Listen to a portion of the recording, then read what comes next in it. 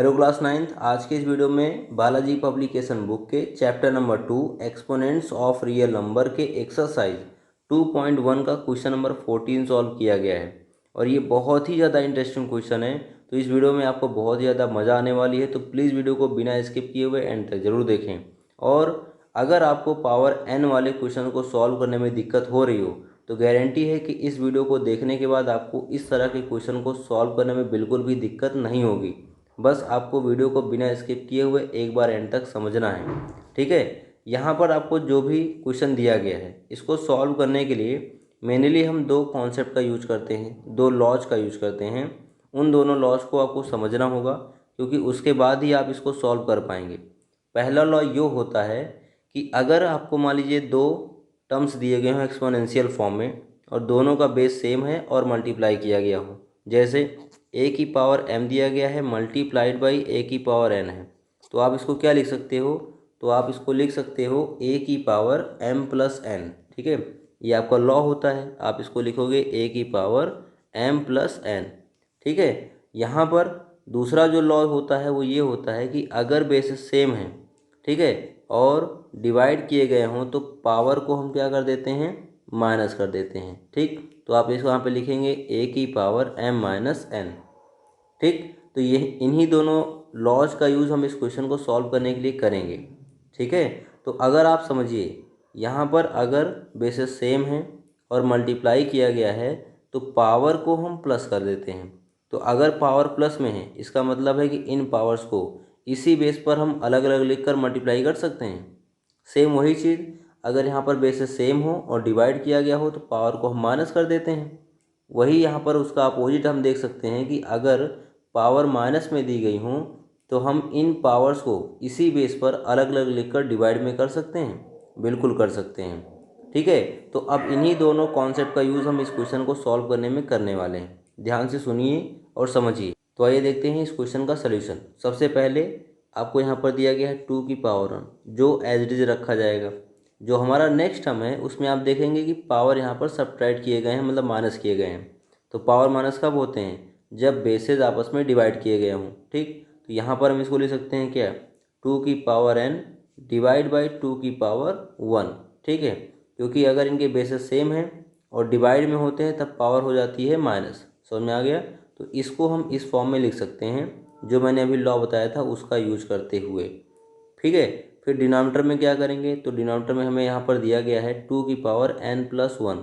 यहाँ पर power plus में है, तो पावर प्लस में कब होती हैं? जब बेसेस आपस में मल्टीप्लाई हों। तो आप इसको लिख सकते हो 2 की पावर n इंटू 2 की पावर 1। आगे दिया गया है यहाँ पर माइनस, तो यहाँ पर minus as it is note करेंगे, फिर लिखेंगे 2 की पावर n, ठीक है।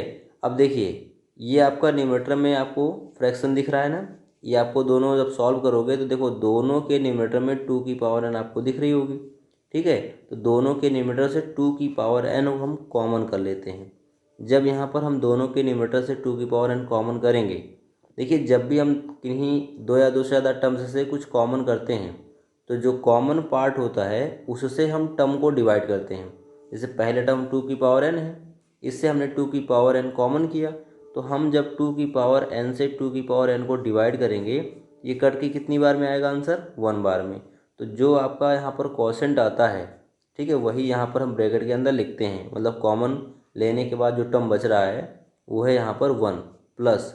अब देखिए 2 की पावर n है डिवाइड बाई 2 की पावर 1 का मतलब 2 ही होता है।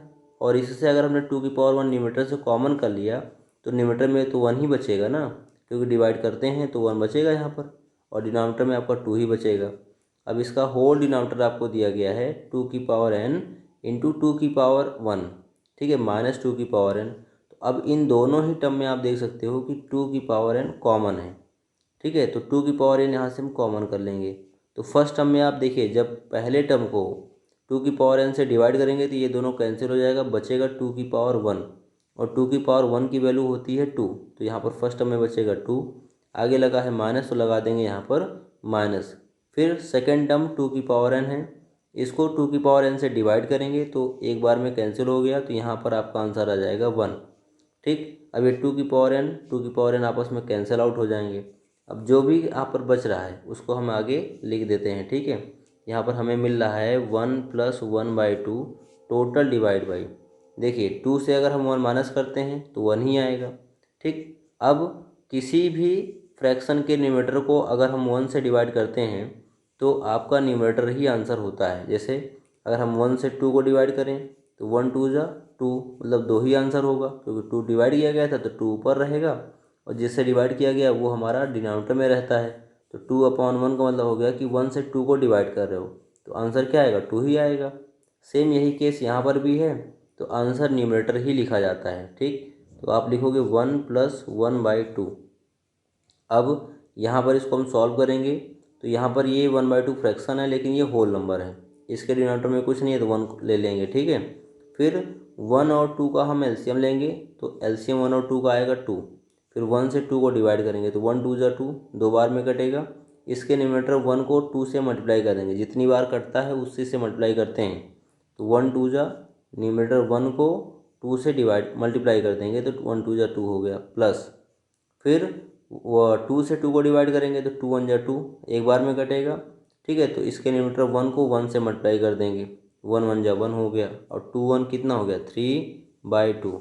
ये हो गया इसका आंसर। ठीक है, तो ऐसे कोई भी n वाले क्वेश्चन आपको दिखाई दें तो उसमें हम इन्हीं कॉन्सेप्ट का यूज करते हैं और अपना इजीली सोल्यूशन फाइंड आउट कर लेते हैं। समझ में आ गया?